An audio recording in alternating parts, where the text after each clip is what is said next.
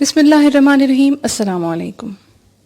یہ تو ہم سبھی جانتے ہیں کہ شاید کرونا وائرس کے بعد مشکلات کا وہ دور آنے والا ہے جس کا ہم نے اندازہ نہیں کیا، لیکن کیا اس کے حل کے لیے اقوام متحدہ کو اپنا فعال کردار ادا کرنا ہوگا؟ آئیے جائزہ لیتے ہیں۔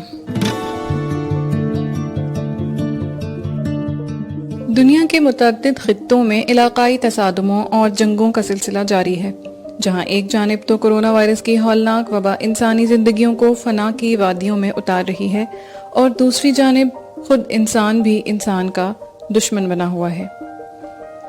ان تصادموں میں نہ صرف معصوم انسانی جانوں کا زیاں ہو رہا ہے، بلکہ لاکھوں لوگوں کو اپنے گھر بار چھوڑ کر در بدری کا سامنا کرنا پڑ رہا ہے۔ اور ایسے میں جبکہ کورونا کا یہ بے قابو افریت انسانی جانوں کو نگل رہا ہے اور تہذیبوں کو چاٹ جانے کی تیاری کر رہا ہے، اقوام متحدہ مسلسل یہ کوشش کر رہی ہے کہ علاقائی تصادموں اور جنگوں کو ختم کروایا جائے تاکہ عالم انسانیت کی پوری توجہ اس وبا کے خلاف جنگ پر مرکوز ہو سکے۔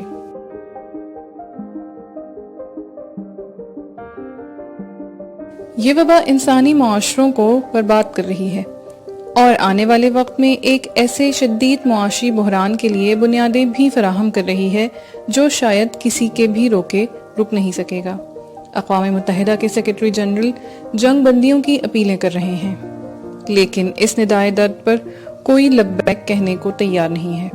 افغانستان ہو یا یمن، کردوں کی سرگرمیاں ہوں یا براعظم افریقہ کے ملکوں میں ہونے والے تصادم، سیکرٹری جنرل اور انسانیت کا درد رکھنے والوں کی یہ اپیلیں سدا بصہرا ثابت ہو رہی ہیں۔ اس کی وجوہات کیا ہیں؟ اس بارے میں کچھ لوگوں کا یہ کہنا ہے کہ اقوام متحدہ کسی حد تک غیر مؤثر ہو چکی ہے اور اپنی بات منوانے کے قابل نہیں رہی۔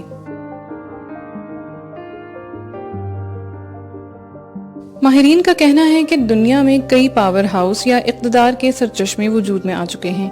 ایک جانب یورپ ہے، دوسری جانب امریکا ہے، پھر چین اور روس ہیں، ادھر ترکی، ایران اور پاکستان جیسے علاقائی گروپ ہیں جو اقوام متحدہ سے ایک اعتبار سے لا تعلق سے ہو چکے ہیں۔ یہ صرف اسی وقت اقوام متحدہ کا ساتھ دیتے ہیں جب ان کی اپنی ضرورت ہوتی ہے۔ علاقائی تصادم بڑھ رہے ہیں اور ان تصادموں کے فریقوں میں سے ہر ایک کو بلا واسطہ یا بالواسطہ کسی نہ کسی بڑی طاقت کی حمایت بھی حاصل ہوتی ہے۔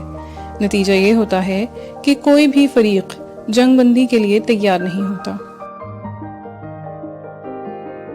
ماہرین کے مطابق دنیا شدید نوعیت کی کساد بازاری کی جانب بھی بڑھ رہی ہے۔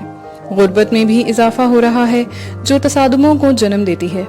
اسی لیے وقت کی ضرورت یہ ہے کہ اس عالمی ادارے کو مضبوط کیا جائے اور اپنے مقاصد کی بجائے عالم انسانیت کے مقاصد کے لیے استعمال کیا جائے۔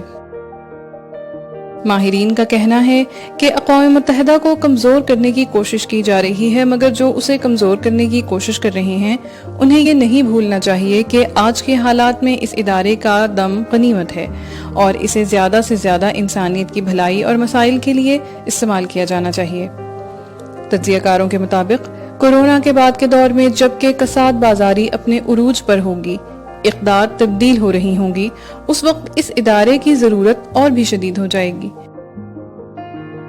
یہ ادارہ اس وقت کمزور ہو چکا ہے، لیکن اب دنیا میں سوچ بدل رہی ہے اور جلد ہی اس ادارے کی اس طرح ضرورت محسوس ہوگی جیسے دوسری جنگ عظیم کے اختتام پر محسوس کی گئی تھی۔ اس مرحلے پر یہ تو کہنا مشکل ہے کہ اس ادارے کو کتنا فعال بنایا جا سکتا ہے یا جا سکے گا اور عالم انسانیت کے لیے یہ کتنی خدمات انجام دے سکے گا، لیکن کسی کے اس قول کے بارے میں ذہن میں سوال ضرور پیدا ہوتا ہے کہ انسان نے پرندوں کی مانند ہوا میں اڑنا سیکھ لیا، آبی مخلوق کی طرح سمندروں میں تیرنا سیکھ لیا، لیکن انسانوں کی طرح زمین پر رہنا ابھی نہیں سیکھا۔ آخر کب انسان زمین پر انسان کی طرح رہنا سیکھے گا؟ یہ ایک بڑا سوالیہ نشان ہے۔ Thank you for watching. Please like, comment, share and subscribe. Press the bell icon to never miss any update.